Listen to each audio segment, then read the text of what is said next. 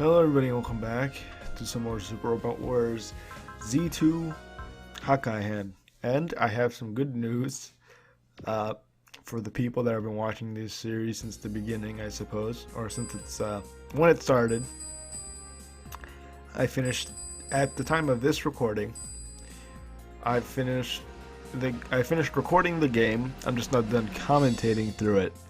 So yes, I've recorded and edited through all the footage already. So yeah, they're done. I just need to commentate over them, and depending on how much time I have, I may not be able to get them all like done one day after another. Like so far I've been keeping a track. Well, I don't know if this will be uploaded today. It should be, but if this gets uploaded today, which is Wednesday, then I'll have a short streak of uploading a video a day. But you know, I don't know if I'll be able to keep that until the end of this series. There's only two more episodes after this, I believe. Now, to get the SR point in this stage, all I believe you had to do was what did you have to do? I think it was destroy all enemies within 4 player phases. Well, within 4 player phases, or on turn 4 during your player phase. I believe I believe that's what it was. Let me make sure I'm not recording the wrong. No, this is 48. 46 was a really short one with only with being 20 minutes long, I believe.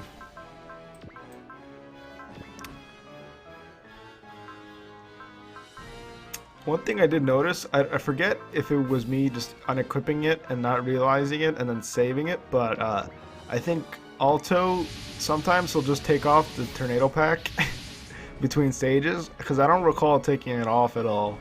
Because now that I see it, he has it here. But when I did the final stage, he didn't have the tornado pack or the other pack, so I think it was just base Alto.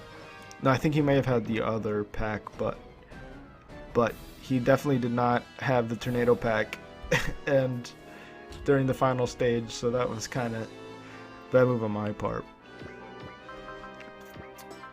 Yeah, but for those of you that know Gundam, have seen Gundam below, may have noticed that this is what happens at this, I think, the season 1 finale, or part 1 finale anyway, with these guys.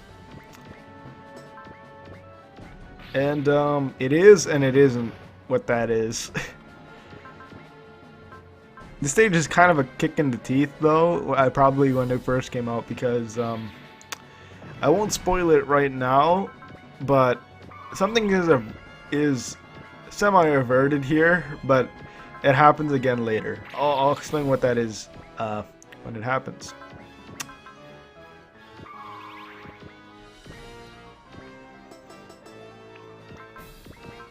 But yeah, the final stage, Jesus. You know what? I'll talk about the final stage when I actually get to that, as that's about an hour long too.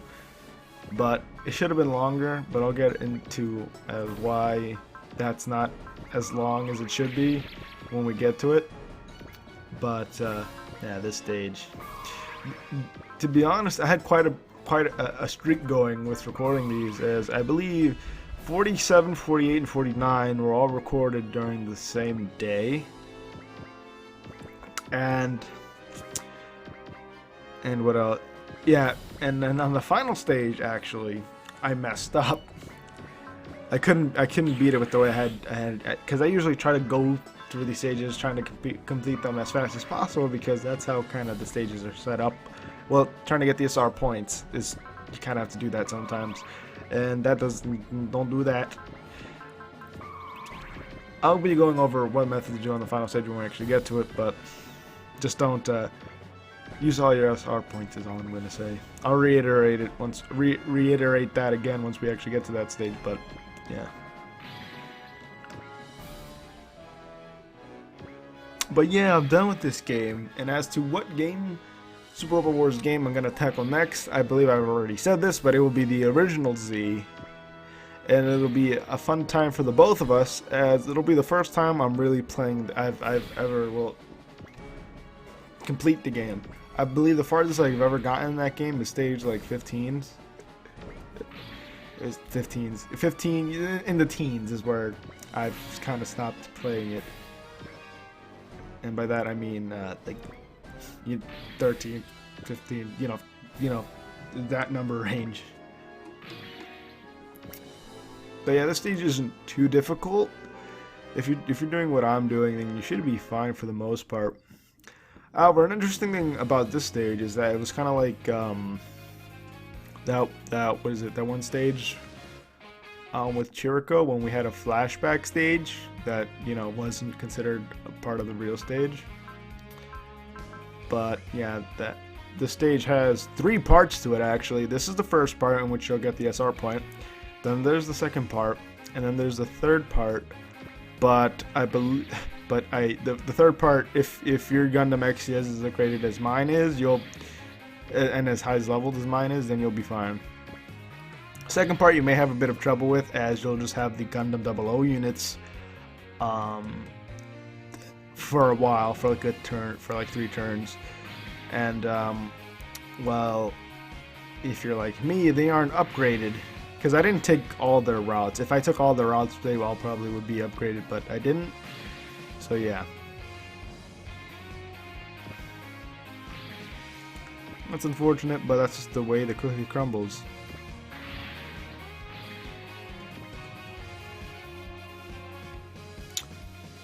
But yeah, if you aren't having SR, if you're not trying to get SR points and you're having a lot of trouble, what I do recommend is, well, if you're and you're taking things very slowly, I do recommend when your unit's energy or EN gets low, put them in the battleship, as they will recover EN and HP slowly over each turn. It's slowly, but it will happen. So yeah, and to be honest, putting them in a battleship actually saved me, or having that feature actually saved me in the next stage, which is where we get Holland back, and is where we unlock Marguerite, I think is what actually, I forget if it's Margaret or if it's pronounced Margaret or Marguerite, because it's kind of spelled weirdly, but whatever.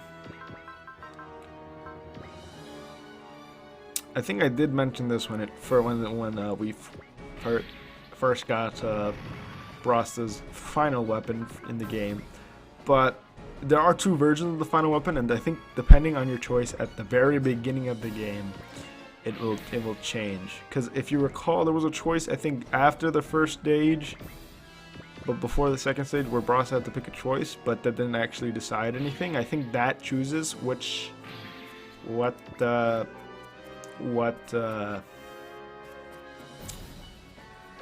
final attack Brasta gets, but I'm not entirely, I don't know if that's true or not, or whether it's completely random. But whatever the case is, you either have my Brasta's just really close up and personal final attack, or you'll have his long range attack, which can be useful depending on whether or not depending on your playstyle, really. Because in Z2.2, this is even furthered by Brasta having 2 forms, one close up and one range. The range one makes more sense in terms of Crow's, I guess. Well, in terms of Brasta's current playstyle, as he kind of seems more of a long-range unit rather than a close-range unit. But that's just how it is, I suppose. But I do recommend playing this game before you play the second one, because you can carry over your save file, and you'll actually have a bunch of money when you start the game, so that'll make things a little bit easier on you. I usually use that money to upgrade the mostly fully upgrade one of the first units you get in that one, but it's me.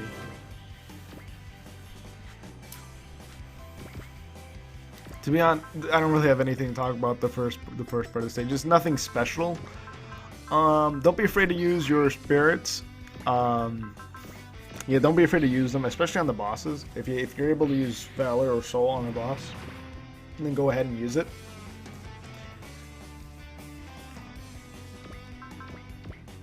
I'd say Make sure you have a few units to the right though, like that have decent, that can use a decent damage, a very high damage attack, and they have some range on the right side towards the top. Make sure you do that because there's a unit up there.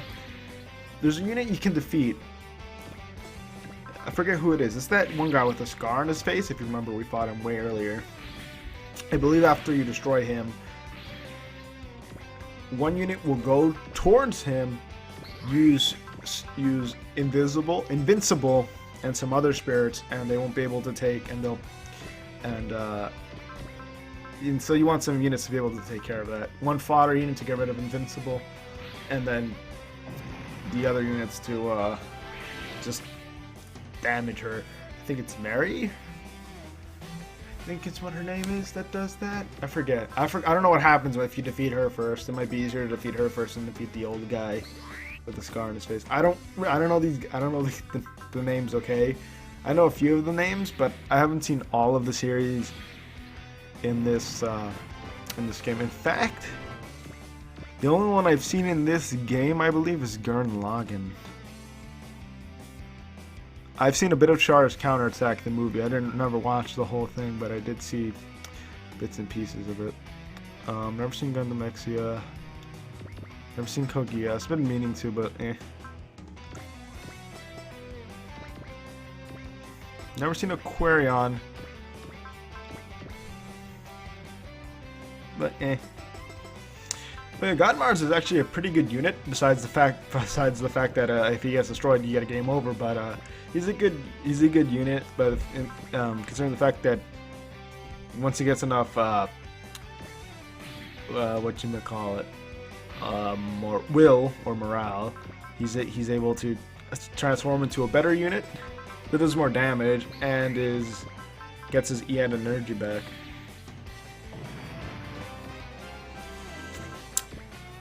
I didn't do this too much, but during the last few stages, because I kind of wanted just to get the game done. But if you can't, after every stage, if most of your units don't have continuous action, I believe was the name of the skill, then check to see if they can get it after each stage, because you're gonna want them to have it. It's a very useful skill overall. If not, if they can't get it by the final stage, and give them, what is it, EN Saber or B Saber, one of those. Maybe support attack, and support defense are useful skills as well.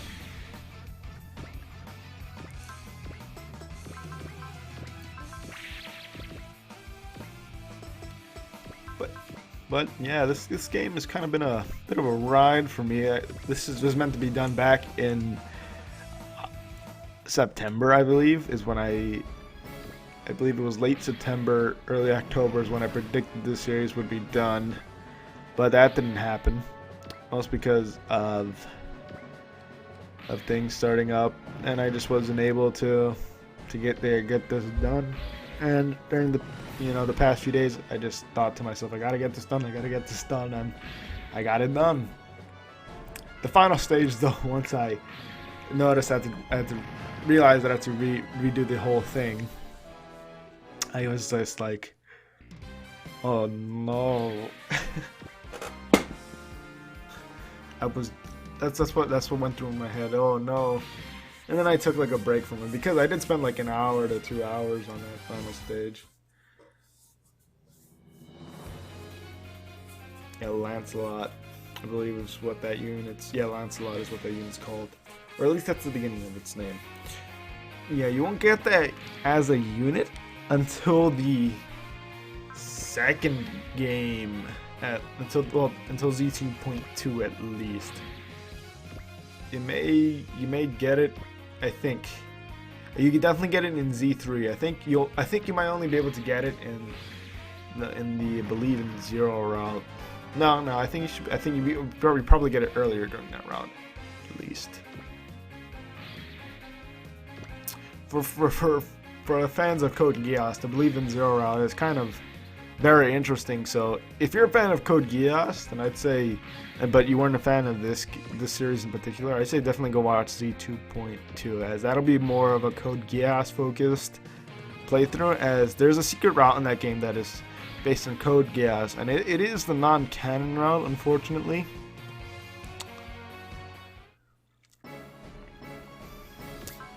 Because I believe, yeah, because a person that survived in that route didn't survive, and in the Jigoku Hen, which is Z3, it was just like, well, that's not canon, which is kind of odd considering, if I'm recalling my information correctly, because I could be recalling completely wrong, but if I recall correctly, that wasn't the case. That the case was the Bleeding Zero wasn't canon, which was interesting because the secret route in the original Z, which I will be going for, was considered the canon route, I believe. Yeah. It's called the Zayath route in that one, because for those of you in the Gundam Seed to Destiny, I think Shin is the protagonist for most of that, and then I think it might switch back to Kira near the end of it. I don't remember much of the plot of Seed Destiny. I've never seen that either. I've seen a bit of Seed, but that's about it. I'm trying to recall the actual plot of the game, because the only plot of it that I know is the one in Super Robot Wars. But if I recall correctly,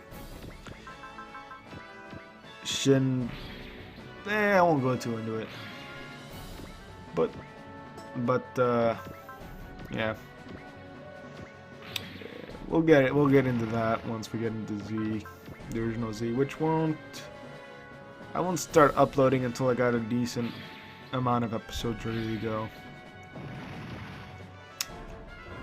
I don't know if I'll be able to follow, like, not until a game is done sort of wish that I have, but I'll before I start uploading any sort of series, I'll make sure that I have a decent backlog of it, so that it's not, so I just don't start a series and then don't do anything with it for like a few months. When I have, like, at the minimum probably at least 20 or maybe 15 episodes, depending on the game, of course, ready to go.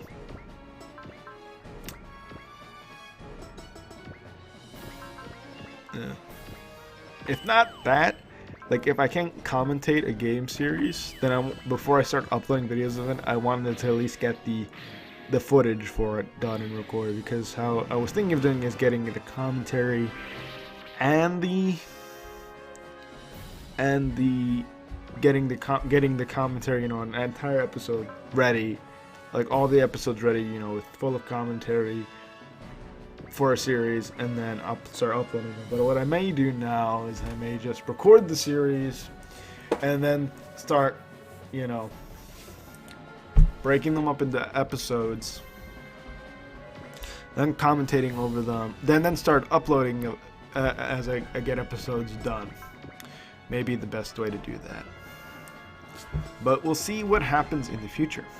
And we still have 30 minutes left. Oh, help me, Jesus. Shit is... I speed up during the majority of the final stage, though, because I'm not sitting here recording for... I said I was going to talk about this, but I'm going to talk about it anyway. For an hour and 40 minutes. That's actually an hour and 50 minutes. Was how long the final episode was, and I was thinking of it, I'm like, and then I decided to, like, speed up a lot of it so it's not that long. But I'm thinking of having a friend co-commentate with me for the final episode, mainly because, well, that's going to be something.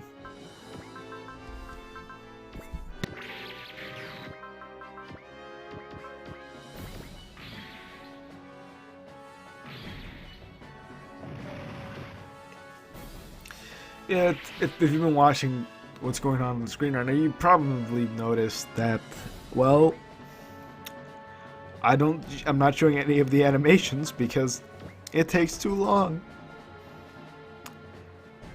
If you want to know how long the animations really take, for the final episode, I was about to beat the final boss without showing any of the animations at all, and then I said, it'd be cooler to show me showing all the animations, battle animations for at least the final boss. So, you know, I reloaded a quick save and I did that, right? But okay, so with me skipping all the battle animations, final boss took 3 minutes. This is including me just beating on him. This is me beating on him. With animations, 25 minutes. So with animations, 25 minutes. So you can imagine how much longer animations add to the video time or the stage time. And considering I wanted to do one stage after another, I decided it wasn't really appropriate for me to continue that trend, I suppose.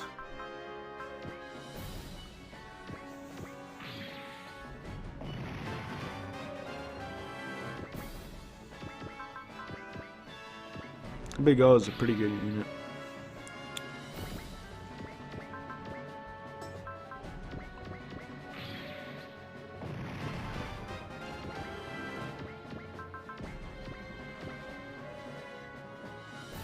You know, I've always had a slight, off topic, but I suppose it's something, but I've always had a slight insectophobia. Whenever I see an insect, I kind of, by that I mean I don't really, I'm not like, oh no, and scream at the top of my lungs when I see an insect, but I'm kind of wary of them. And you know, if I need to kill one, I kill one. I'm sorry that I don't catch it in a cup and bring it outside, but that's what it is. Oh, I suppose I can talk about some weird happenings some weird dreams that I've had lately. That's stuff I usually talk about during these, so why not? So the other day, we'll talk about what happened during the other day. I was trying to go to bed, and then I had, and this is before I fell asleep. I was about to, you know, I just realized, let me phrase it. I know when I feel like I'm going to sleep, and I was going to fall asleep.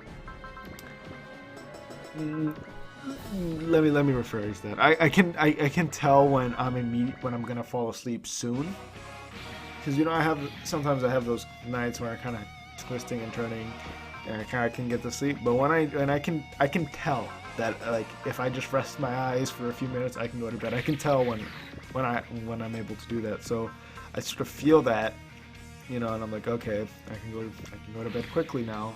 I close my eyes, and I have the most intense headache that one of the most intense headaches that I've ever had. It was a big, I guess you could call it more of a migraine than anything.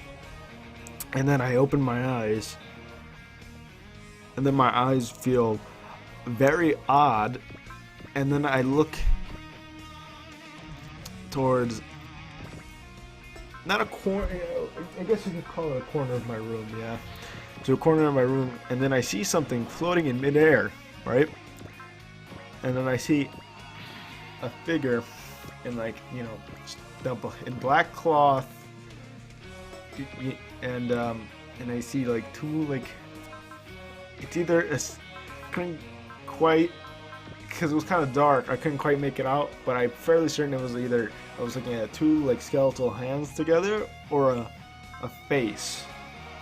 I couldn't quite see the features or anything, but I knew it was something very, in terms of color, very, very pale. But I'm fairly certain it was some skeletal hand that I was looking at. You know, by very pale I mean like the standard color of bone was what the color I was looking at that I could see, besides from the black cloth. And then I have this weird feeling in my eyes as I'm looking at it, and then I blink and then it's gone. and you know, I thought to myself, well, that's probably not a good sign. And then I went to bed and I'm alright. What was kind of funny about it was that Death, as I'll call him here, was upside down. And I suppose that made it funny for me. What I think what was happening is that I woke up just as I was getting into REM sleep. Like, just as that process was starting, so I was able to have some sort of dream. Like I was able to see a dream, like in the real world for just a few seconds before my brain opened up, the parts that shut down. That shut down before. Yeah, but before my brain started up the parts that shut down before. I think that's what I wanted to say. It's been a while since I've done some research into sleep and all that jazz. But I think that it was something along those lines. This is what I predict what happened. And what happened last night was something even a bit more interesting. Well, I'm trying to go to bed, right? Again. And I don't recall whether I had that headache again. But I know I was in a dream for at least at least at the beginning of it. I'm fairly certain I was. No, I was in that sort of state where I can sort of tell that I'm in my bed, but I'm having a dream at the same time. It's kind of hard to explain that kind of feeling. Usually I can have that kind of feeling when I just woke up, like in the morning, and then I go back to bed, and I sort of had that sort of weird, I'm in this kind of weird state where I'm awake, and I'm sleeping, but I kind of know that I'm already awake. And it's kind of hard to explain. I'm sleeping and I'm having dreams, but I know that I'm actually in my bed. And it was kind of like that sort of feeling because it would drift to the dream, to me being like just darkness. And it was kind of weird because it would be for me standing up to be back to lying in my bed. So it was just back and forth between the dream and that. And the dream was just me standing in my room for the most part. And then I suddenly feel very weak, as in like my body can not support my weight anymore, and I just sort of start collapsing, and I try to hold myself out with my arms, but my arms are incredibly weak, right? And then it goes back to I keep saying I'm sorry for that, but it's a habit, I guess. So I go back to I wake up, and I'm still I'm still kind of paralyzed, I suppose, because I can barely move my arms. So, I think to myself, okay, it's probably sleep paralysis or something, right? But it's kind of weird because it's not that I just couldn't move. I could still move, but barely. So I can move my right arm. So I tried to go grab my phone to call somebody, to call one of my family members and be like, I can't move. Send help, I guess. And as I'm trying to do that, because I have a table to the right of my bed, and that's where I keep some of my cell phone. My phone's on there, and I was trying to move my arm so I could like grab it, and then I grabbed something metallic. I'm not sure how to kind of describe it. I would say imagine something made with the imagine, I guess. This kind of gets up. Imagine, I guess, a brass knuckle. Like, you know how you see a brass knuckle and you see those, like, that sort of, that ridge on the top? Imagine that, but just pretty much flat. The ridge on the top flat. Upside down. With, like, little things dangling on it, I guess.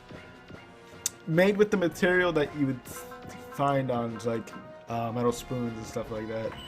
So I moved my hand towards my table, and I touched something like that. And I was like, that's kind of odd. And I thought maybe like I grabbed some other electronic that I had on my table or something. And suddenly I was able to move my arms again. And I just thought, okay, Well, that happened. And, you know, I wake up. I remember this very clearly, and when I woke up, so I just, you know, checked the table, and there was nothing there that was what I felt, which was the weird thing. But I assume, hey, you know, just some weird dream thing going on.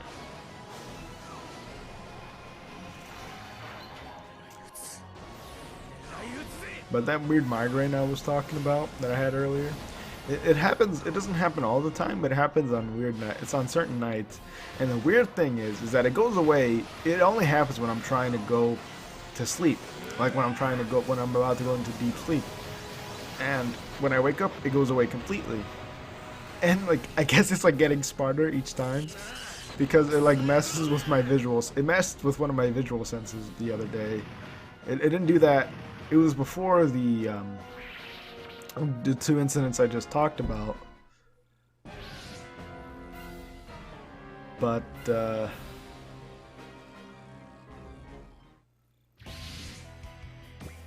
yeah. So yeah, it happened before the 2 incidents I talked about. And I had this headache, right? And then I think I open my eyes and I think I see my window and everything in front of the window. I think that there's a cabinet in front of my window that has all my gaming stuff on it. And I think I see that. But then I open my eyes again. So like that happened like twice in a row, and I'm like, oh, that's kind of weird. It's like it's trying to prevent me from waking up. Oh no, it's a demon, guys. Nah, it's kind of a joke with me and my friend, because these weird little experiences I have. The headaches are just came recently though, but they happen barely infrequently, so I'm not really too worried about them. If they start happening frequently is when I start getting like real worried about them. But yeah, that happened.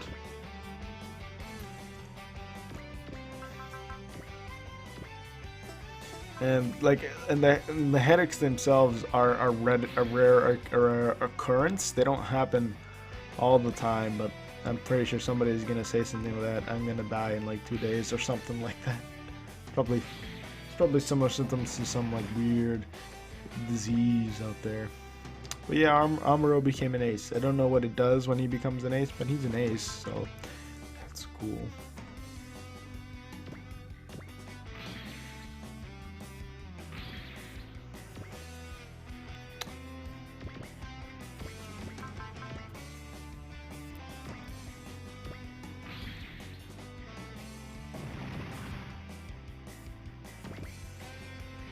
Finally be done with this game, huh?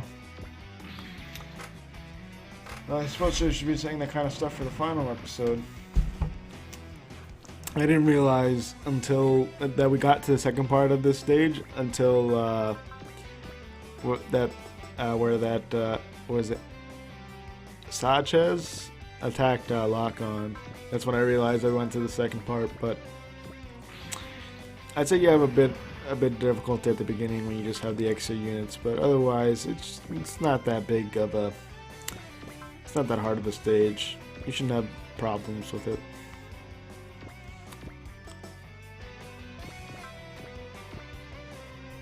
Mainly just talking about things of the past time.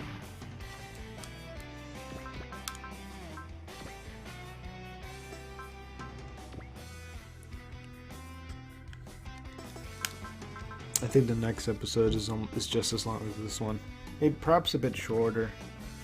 I don't think I can check the time right now. Maybe I can. It's longer by 3 minutes. Huzzah! And but actually, the final episode is shorter than this episode. So that's interesting.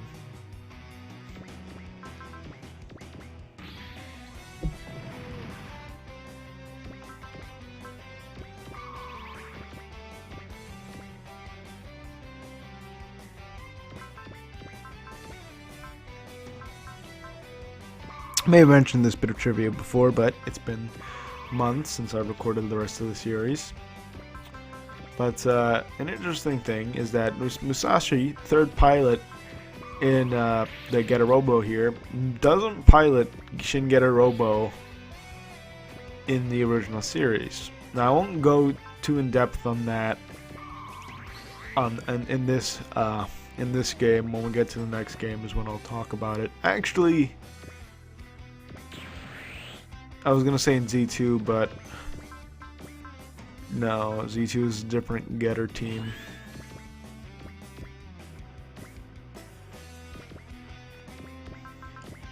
So, yeah. Did I say Z2? I meant the original Z. I said Z2. But yeah, a move that I never use is the map attack that the Ptolemy has with Gundam Exi. I think the Ptolemy has it with a few other units, but I never use it. It's probably useful, but like I said, I never use it. Unfortunately. Oh yeah, when the second part of the stage starts, all your units, they're recovered to max HP, max EN, and other SP points are recovered. The only thing that I think doesn't recover, the only thing that decreases would be your morale. I think that goes back to whatever its default value is for whatever unit you're using.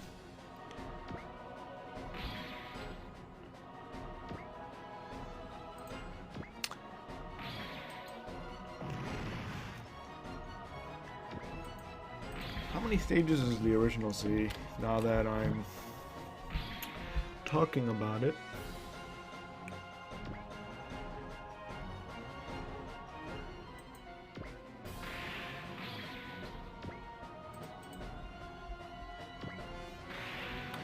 Can I go to Z2 out of habit? Yeah, I go to Z2 out of habit. There's the original Z. Well, it has more playable scenarios than Z2. Z2 has 86, and the original Z has, well, Hakai, Z2 at Hakai has 86, and that includes the other routes I didn't go through. The Z has 107 playable scenarios. Oh yeah, that's why, because there's 2 playable characters that you can play as, and that's Rand and Setsuko. We'll see them in Z2.2, but I guess we'll see them in the original Z before we see them in Z2.2. And I think I'm gonna be playing as Setsuko. I was originally gonna be playing as Rand. I think I unlisted them, but I did have some episodes of me playing as Rand. I think I played with him until stage 6. Series never went far. And I'll be doing Setsuko because I get some secrets that I actually freaking care about, but no. I think secrets are easy to get on her route, and some cooler secrets. Let's see. Yeah, I care more about the secrets on Setsuko route because they're related to Gundam and saving people I care about. But we'll get more into that when I actually start up the game. Maybe I'll do a Rand route, but that won't be until I won't be for a long time.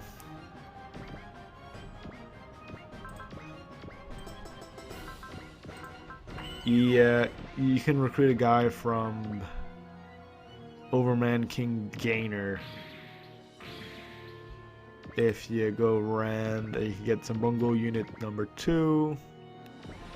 You get to talk about Rand stuff. You get some secret items. You get the assistance of 2 characters in the final battle. And Asakim actually helps you in the final battle too. Doesn't join, only appears as a reinforcement during the final stage. You know, frick it. F it. I'm gonna talk about the secrets here, because, well, I'll talk about them again in the original Z, and nope. that they're starting to realize that's probably a bad idea, considering the fact that somebody might be watching my Z playthrough, finish that, and then come to this playthrough, and you're hearing me talking about the original Z in this episode, which is kind of weird now that I think about it. Should have thought my commentary a bit more. Should have thought this through a little bit more. But, well, actually, I think if people are watching this, then they're only really watching it for my commentary. And if they're watching to know how to beat a stage or get an SR point in a certain stage, then they just watch that and then stop. So, I don't know. Well, that's what Rand gets. Yeah, Charles and Ray and Asa can be reinforcements in the final stage. And there are 59. No, there are 60 stages in this one. Z2.2 has 60 stages as well. Yeah, with 100 playable scenarios plus 3 prologue scenarios, so that's 103. How much does Z3 have?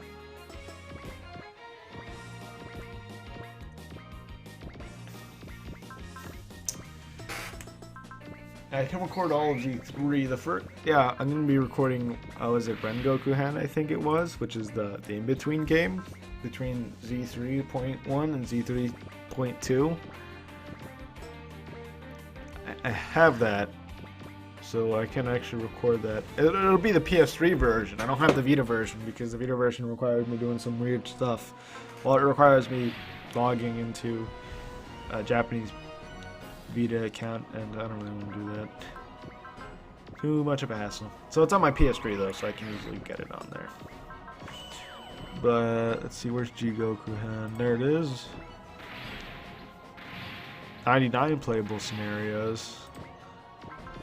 Only 99. But Z3 has a bit more interesting SR points though, if I recall correctly. At least Z3.2 does anyway.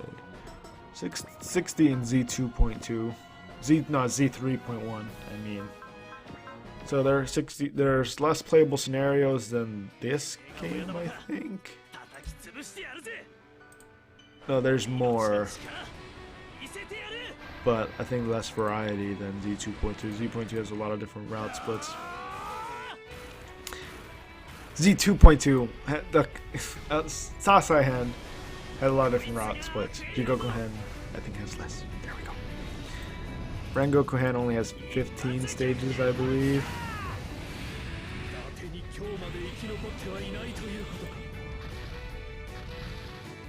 Yeah, has 15 stages. Tengoku-Han has 104 playable scenarios plus 2 prologue scenarios. And not including the prologue scenarios is 62 stages long.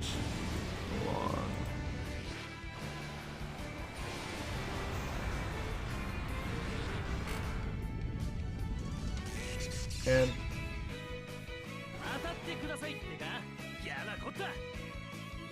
oh god, it's gonna take me forever to get through those games.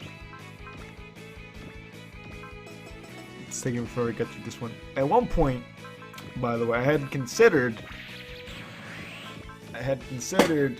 showing off all of the scenarios in this game, or in all the Super Robot Wars games. Like, you doing. What I would do is I would go up to a route, split off, do one route, do the other one, continue with the one route, continue with the save file that I wanted to continue with, then do the same thing with other routes. But then I realized, well, then I thought to myself that that's probably a bigger hassle that's probably a big hassle, or that's probably be a lot more trouble than it's worth, I should say. And so that's not happening. A lock on.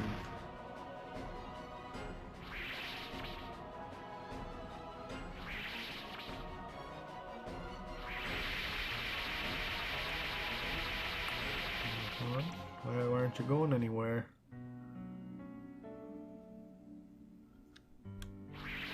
Oh, there he goes. Lock on, what are you doing? the sad music.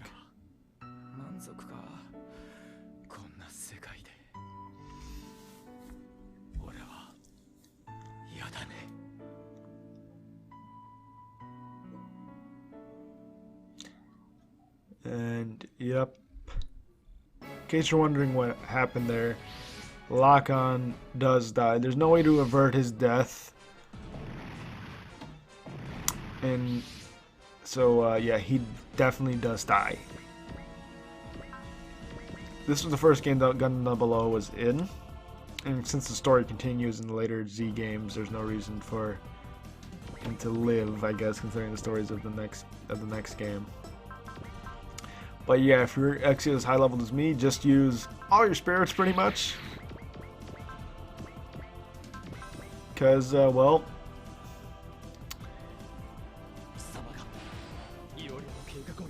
Well, Sentinel will show you. So this is pretty much a one-on-one duel with the boss. I don't know if other units appear eventually. So, you may want to have Sentinel level before you do this stage, I guess. I don't know.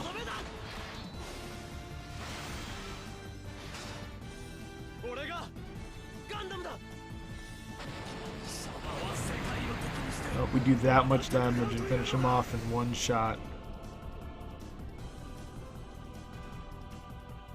And I thought I was being cool by doing that, you know, because I finished him off, but then the game does the same thing, but with different music, so that's something.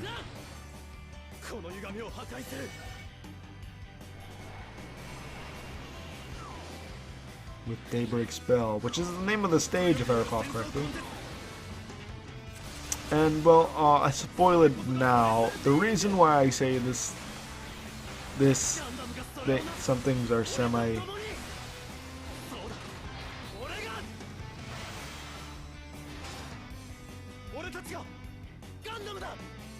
Come on, it says another side.